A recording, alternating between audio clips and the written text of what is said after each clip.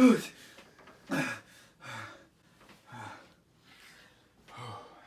that was scary. That was a bad nightmare. Good thing those are only monsters of the mind. Breaking news! A new episode of Let's Be Frank starting now! Hello all. Wow. I cannot believe the reception on the last Weird and Wild Creatures video.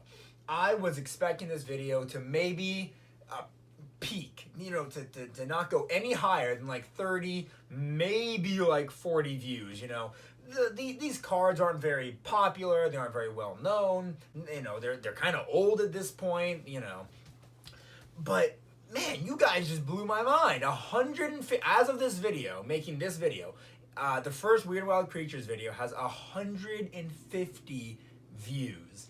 It is my most viewed video yet, including the intro to my channel, which blows my mind, like I've said already. And so it would be unethical and just a waste of potential not to make a follow-up for Weird and Wild Creatures. And what better to focus on than the monsters of the mind? Like I stated in the first video, that was by far my favorite grouping of the cards. Like, just a refresher for last time, they have things like Toxic Terrors or the Prehistoric Predators and whatnot, talking about dinosaurs, and just a whole bunch of those, talking about underwater fish and whatnot. But the monsters of the mind were all stuff that don't actually exist. They're from superstition or mythology, whether it's Greek or Persian or Egyptian, and so it's always so cool to explore those, and that's what I want to do again today. So I've got 6 creatures from the monsters of the mind that I want to talk about, and I think it's going to be a fun time. So let's jump right into that. So, who remembers our main man Typhon from the last video? I hope you do, because out of the 6 new monsters we're going to be talking about, 4 of them are his children. Now, in all honesty, you don't have to go back and watch the other video to know about this one. Here's a picture of Typhon right here. Anyway, you get the point.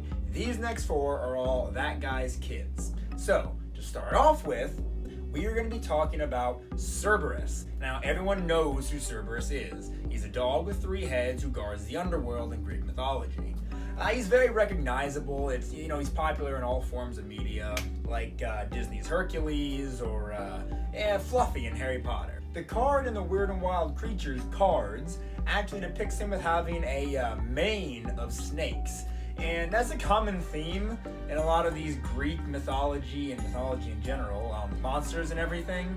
They all seem to have snakes tied to them in some way, but which makes sense because Typhon not only has snakes coming out of every orifice of his body, but his mistress, which he had all these kids with, was half snake.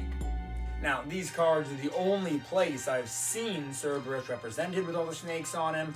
For example, the 2 examples I mentioned before, Disney's Hercules and Harry Potter, didn't depict the snakes at all. All forms of children's, cartoons and whatnot, I shouldn't say children's cartoons, all forms of cartoons in general that depict characters going to the underworld and whatnot. Cerberus was always there guarding it, and he's never had a head of snakes before, but we'll mind it. Anyway, let's move on to Typhon's next kid, Cerberus's sibling. So, next up, the Nemean Lion is the next child of Typhon I wanted to talk about. So the thing is about the Nemean Lion, he's just a lion. I don't really get the significance of him. To be fair, he does have an impenetrable skin. So that's he's got something going for him there, I guess. And it is a little confusing how Typhon kind of gave birth, or his mistress gave birth to all of these children, because, well, it says on this card that the Nemean Lion was granted these powers of invulnerability and, basically, lion super strength. And so, I don't know, Greek mythology is confusing. I'm not reading too much into it just for this video, but this is indeed a child of Typhon, and fun fact, this guy's dead. Hercules actually killed him. He choked him to death and then used his own claw, the lion's own claw, to cut its pelt off of it. And then Hercules wore it as some kind of armor. Fun enough. Disney's Hercules, the animated movie, actually kind of paid homage to that. You guys remember the scene where that painter was trying to paint the vase with Hercules on it and everything? Well, he was wearing the pelt of the Nemean lion. It also doubled as an Easter egg for Scar, because the pelt was Scar's, but it fits in perfectly with Greek mythology for that to also be the Nemean lion's pelt. Just a cool, fun little fact. But despite the complicated origin he may have with just being a normal lion, but also being granted powers, but also being Typhon's child, one thing is definitely for certain. Within Greek mythology lore, without a doubt, he is dead. Alright, next up is the Sphinx. The Sphinx is a riddle maker who is another child of Typhon. She's, honestly, she's pretty freaky looking, and, got that big Egyptian statue thing going on. It doesn't really look like her, though. Typhon apparently created this monster to terrorize thieves. Pause. Interlude. I don't know if it's pronounced thieves or Thebes. In the Hercules movie, it sounds more like thieves, but it's spelled with a B instead of a V, so I don't know. Let's just move past that point now. But she was created to terrorize everybody there, and most of you probably know she did terrorize them through her riddles. If a person could not answer her riddle, she would devour them. And just to add insult to injury, that little snake on her tail, that is her tail, would inject them with venom for some reason, as if getting devoured by a fanged woman with the body of a bird wasn't enough. So, in all actuality, I'm pretty sure the Egyptians did come up with the Sphinx before the Greeks did. At least that's, there's been some back and forth on that. I don't know. I was just making a joke earlier with the fan art. But regardless of who came up with it first, Aaron, would you stop playing with my Legos? But, fun fact, you guys know who Oedipus is? That guy from Greek mythology? Yeah, apparently Oedipus was like the first person, or the only person, to solve the Sphinx's hardest riddle. And as soon as he solved it, she jumped to her death. Sore loser, but that is now 2 children of Typhon dead.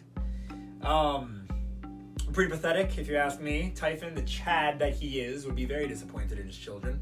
But we do still have one more to talk about. So let's move on to that right now. So, finally, we have the last child of Typhon, which is the Chimera. Yes, the Chimera is another well-known beast of legend, and the final child of Typhon, as I mentioned. At least the last that I know of. It only said on the cards that Typhon had 4 kids. If you had any more, I'm sorry, Greek mythology experts. I'm just not that. Earlier, we had a bit of discussion on the Nemean lion and how his origin was a bit complicated, but the Chimera, no doubt, was definitely a child of Typhon. We know this because the card explicitly states that the Chimera was born of Echidna. It came from her loins. Yes! We have proof of it. Thank goodness. The Chimera has taken many forms in media, but typically he's shown to have like the full body and the head of a lion, the tail again of a snake, and a goat head just kind of coming out of his back for some reason. I don't know what the goat has to do with anything. It makes sense, to have all these dangerous things put together. And the lion protects the front, the snake protects the back. I guess the goat protects the sides. I don't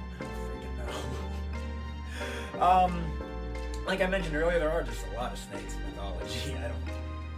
I don't know why. These Greeks, they like talking about snakes. Unfortunately, though, The Chimera's end is not a happy one. A Greek hero named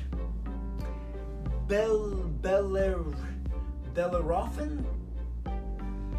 Sure, I'm just going to say Bellerophon. He jabbed a spear, a lead spear, if memory serves. I think that's right. A lead spear into the side of Chimera. It had venom on it and everything. And once the venom got into the Chimera's bloodstream, that's what was able to kill it and put it down.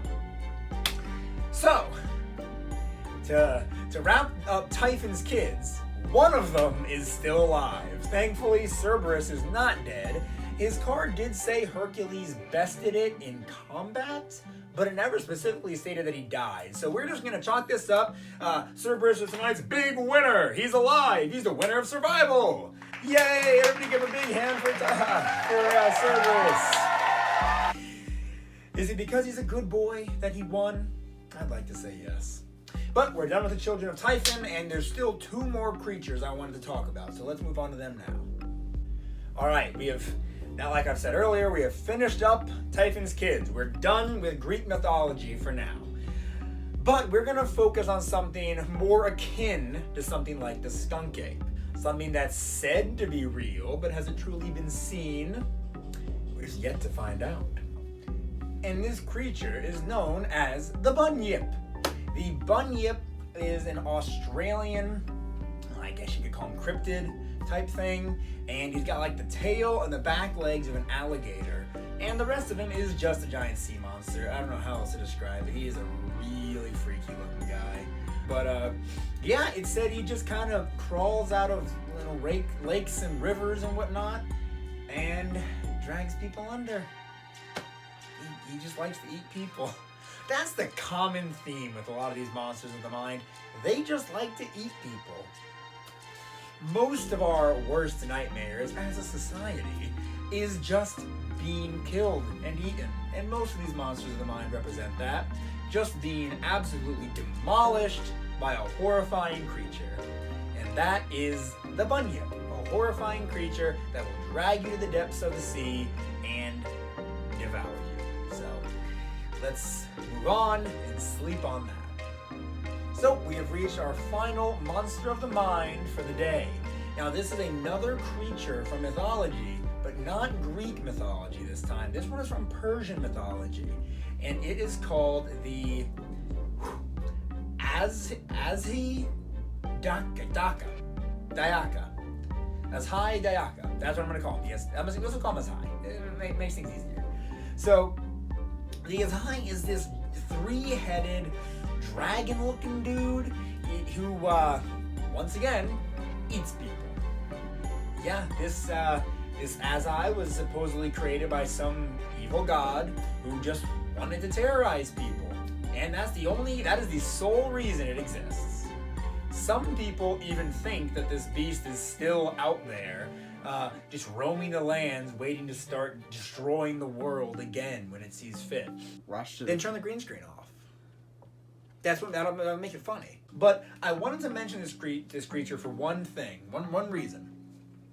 So all of these cards, of course, has the front, which you see is the background, but they've also got some back on them. I might have mentioned that in the last video, I can't remember. But what's so insane about this is that there's a guy just being eaten. Right there. I mentioned earlier about how, all these creatures, their sole purpose is to eat people pretty much. It's really happening in this picture. I must remind you, these were made for children. like they show some very graphic stuff on here. Look at this. The guy is like cutting open this thing's belly, and like scorpions and spiders and bugs pour out of this thing's belly. That's part of its lore and mythology. And it just shows it happening. There are things on here that show children being dragged down into the depths of the waters and whatnot. I love these cards so much because they are graphic, they're fun, they actually teach you a lot about animals and species and mythology. They are so cool, and I would love to do more videos on them in the future. So if you guys really enjoyed these cards as much as I do, please let me know. Like the video. leave comments telling me how much you like them. I got so many comments from people on the last video telling me that, oh, I remember these growing up, you know, I had that same box and everything, or oh, nobody else talks about these. It's so cool to see somebody actually talking about them. I love comments like that. Please leave more, and if you have other friends who like these cards and remember them, share it with them maybe.